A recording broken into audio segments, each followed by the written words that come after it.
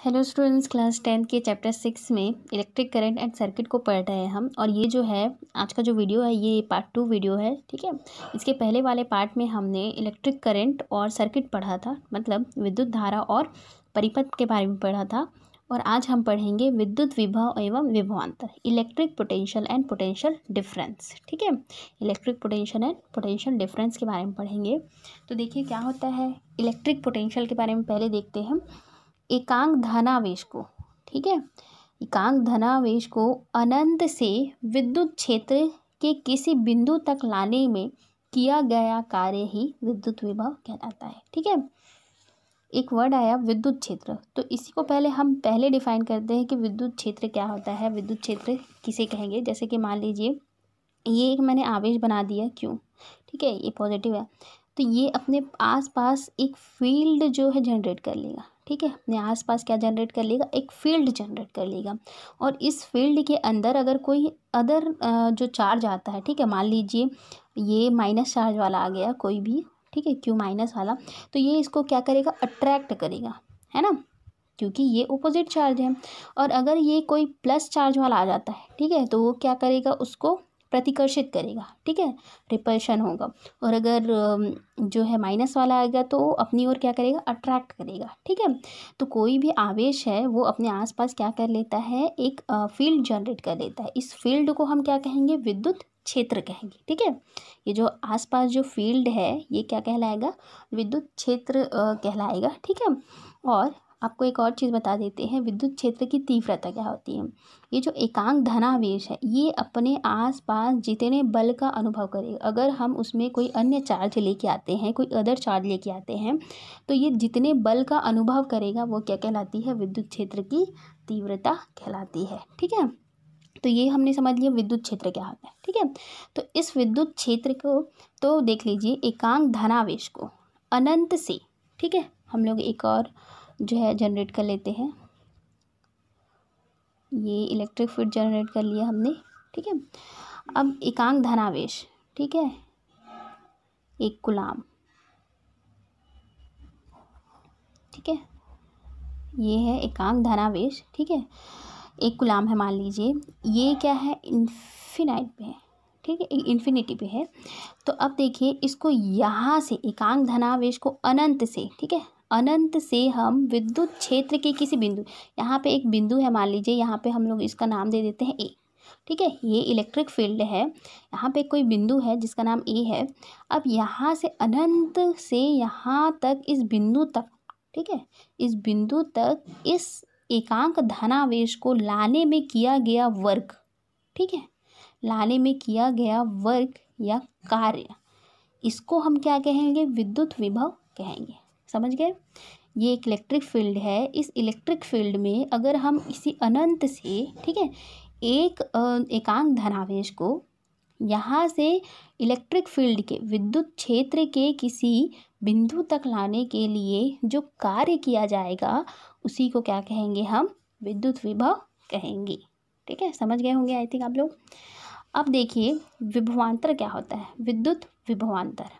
अच्छा, यहाँ पे एक और चीज़ आ जाती है कि देखिए, so what is electric potential, ठीक है, जिसको हम वी से डिनोट करते हैं, ठीक है, ये वी से शो किया जाता है।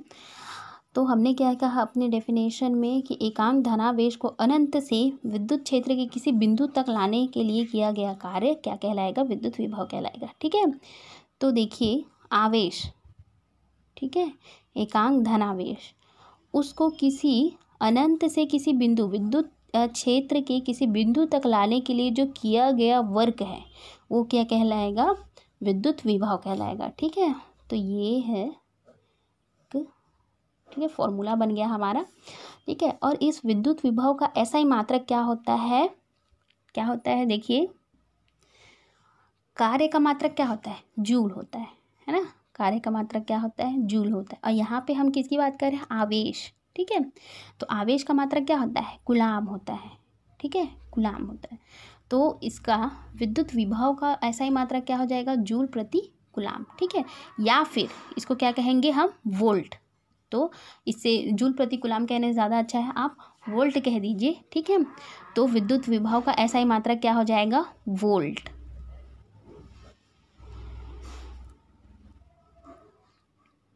ठीक है, सॉरी वोल्ट हो जाएगा, है ना। अब देखिए आ जाते हैं हम विद्युत विभवांतर के ऊपर, पोटेंशियल डिफरेंस क्या होता है। तो एकांक धनावेश को विद्युत क्षेत्र में एक बिंदु से दूसरे बिंदु तक लाने में जो कार्य करना पड़ता है उसे उन बिंदुओं के बीच क्या कहेंगे, विभवांतर कहते हैं। एक हम फिर से इलेक्ट्रिक फील्ड जो जनरेट कर लेते हैं, ये मान लीजिए हमारा इलेक्ट्रिक फील्ड है, ठीक है। इस इलेक्ट्रिक फील्ड के अंदर 2 पॉइंट है, ठीक है, एक यहाँ पे है, एक यहाँ पे है। ये मान लीजिए A पॉइंट है और ये B पॉइंट है ना। अब जो धनावेश है, ठीक है, एकांक धनावेश है, ठीक है, इसको अगर इस पॉइंट से इस पॉइंट तक ले जाने के लिए जो हमको कार्य करना पड़ रहा है उसे क्या कहेंगे, विद्युत विभवांतर कहेंगे, ठीक है। क्या कहेंगे, विद्युत विभवांतर कहेंगे। विद्युत विभव में क्या अंतर था, देखिए इसको हम क्या करते थे, किसी बाहरी फील्ड से अनंत से हम क्या विद्युत क्षेत्र के किसी बिंदु पर लेकर आते थे, ठीक है। किसी बिंदु पर लेकर आने के लिए जो कार्य किया जाता था उसे क्या कहते हैं, हम विद्युत विभव कहते हैं। बट विभवांतर में हम क्या देखेंगे कि जो विद्युत क्षेत्र है इसमें क्या बोलते हैं हम कि विद्युत क्षेत्र के अंदर कोई 2 पॉइंट्स है, उन दोनों पॉइंट में जब हम एक बिंदु से दूसरे बिंदु में क्या करते हैं, धनावेश, मतलब यहाँ मान लीजिए 1 बाल्टी पानी है, इसको हम इस बिंदु से इस बिंदु पर लेके जा रहे हैं, तो उन दोनों के बीच का जो विभव होगा, ठीक है, उसके अंतर को क्या कहेंगे, हम विभवांतर कहेंगे, ठीक है। इसका भी अपना एक विभव होगा, इसका भी अपना एक विभव होगा, ठीक है। तो जैसा कि आप जानते हैं कि जो पानी होता है वो हमेशा ऊंचे तल से नीचे तल की ओर फ्लो करता है, ठीक है, ऊंचले तल से नीचे तल की ओर प्रवाहित करता है। उसी तरह यहाँ पे भी देखिए इसका भी अपना एक विभव, इसका भी अपना एक विभव, ठीक है। तो इन दोनों के बीच के जो विभव का अंतर होगा, ठीक है, के बीच का जो अंतर होगा वो क्या कहलाएगा, विभवांतर, ठीक है। तो इसमें हमने देखा कि अनंत बिंदु से हम विद्युत क्षेत्र के किसी बिंदु पर लेकर आने के लिए, ठीक है, एकांक धनावेश को लेकर आने के लिए जो कार्य करते हैं वो विद्युत विभव कहलाता है। और विद्युत क्षेत्र में ही हम एक बिंदु से दूसरे बिंदु में तक जो एकांक धनावेश है उसको ले जाने के लिए जो कार्य किया जाता है उसे क्या कहेंगे, विभवांतर कहेंगे, ठीक है। विभवांतर का मात्रक भी क्या होता है, वोल्ट होता है, ठीक है। विभवांतर का मात्रक भी क्या होगा, वोल्ट ही होगा। ये जो विभवांतर है, ठीक है, विभवांतर को मापने के लिए हम वोल्ट मीटर का यूज़ करते हैं, ठीक है।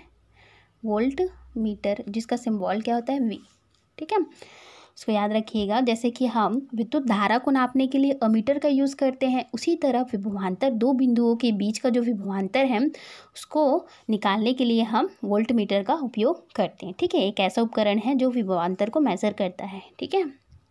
ये जो वोल्ट मीटर है इसको एक वैज्ञानिक जो हैं उनको डेडिकेट करने के लिए वोल्ट मीटर उन्होंने बनाया था, ठीक है, विभवांतर को मापने के लिए, अलेसांद्रो वोल्टा, ठीक है। तो उनके नाम पर ये वोल्ट मीटर जो है रखा गया है, अलेसांद्रो वोल्टा के ऊपर, ठीक है। अब देखिए हमने एक परिपथ बनाया हुआ है, ठीक है, एक सर्किट बनाया हुआ है। इस सर्किट में एक सेल है, ठीक है, ये क्या है, एक सेल है, ये अमीटर है और ये क्या है, वोल्ट मीटर